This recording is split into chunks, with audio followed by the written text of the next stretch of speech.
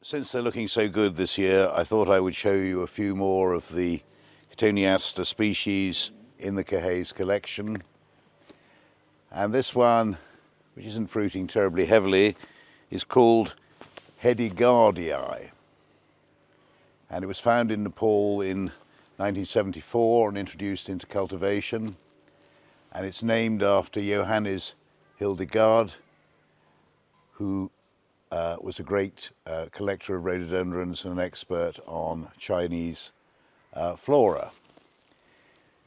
Another collection made by an Englishman, Brian Halliwell, was supposed to be the same species but with yellow berries, and this plant was supposed to be yellow berried, but as you can see it has turned out not to be the yellow berried form, which is slightly disappointing, but as you can see, a vigorous small tree, and I'm sure in time it'll put on a better show than it is this year.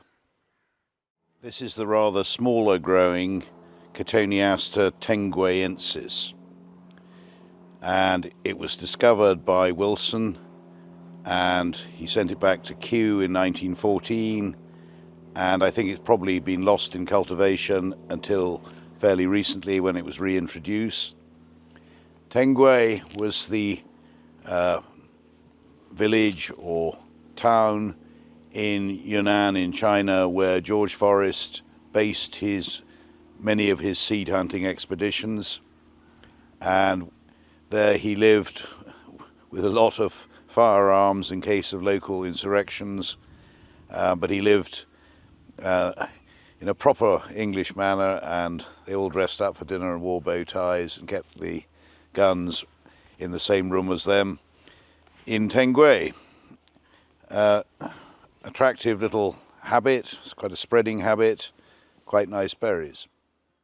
Some of these Cotoneaster species have the most unpronounceable names, and this is Cotoneaster teijiashanensis, which was collected by Chris Brickell in 1987 and reintroduced into cultivation.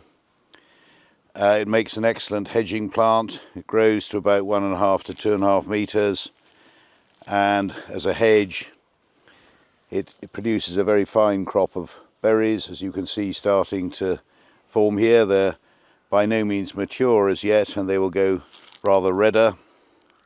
Cotoneaster teijiashanensis is stocked by Burncoose, and you'll find it on our website.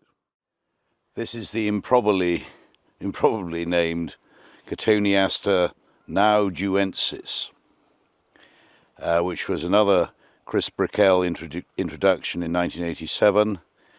So it hasn't been in cultivation in this country for that long, but it's another spectacular berrier.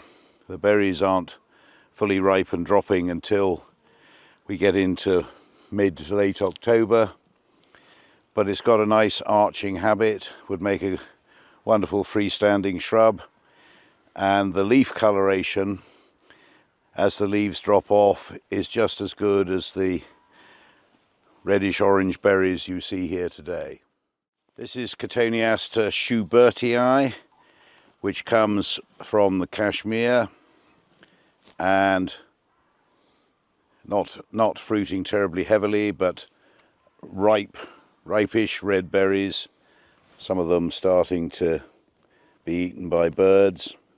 But if you squash a berry, you'll see each berry contains just the one seed, which we found if you sow them right away in the autumn, they come up in the spring and they're really quite easy to propagate.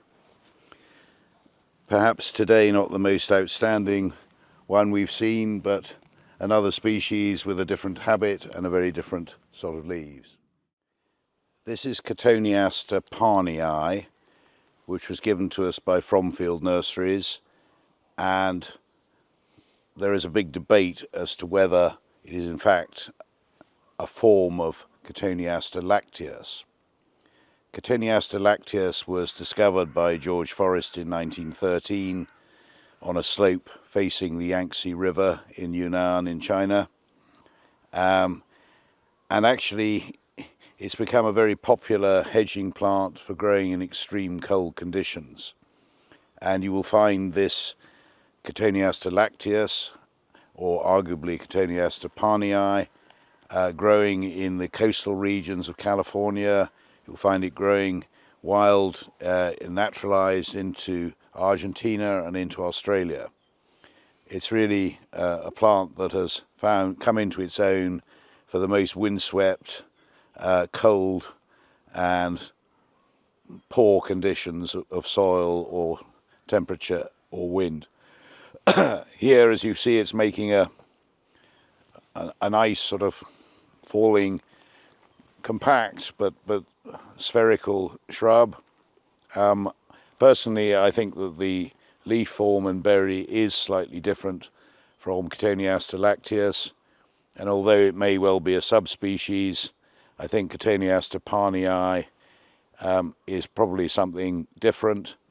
It seems to have less berries in individual trusses than the standard Cotoneaster lacteus, but when you look at the new growth, it is very similar.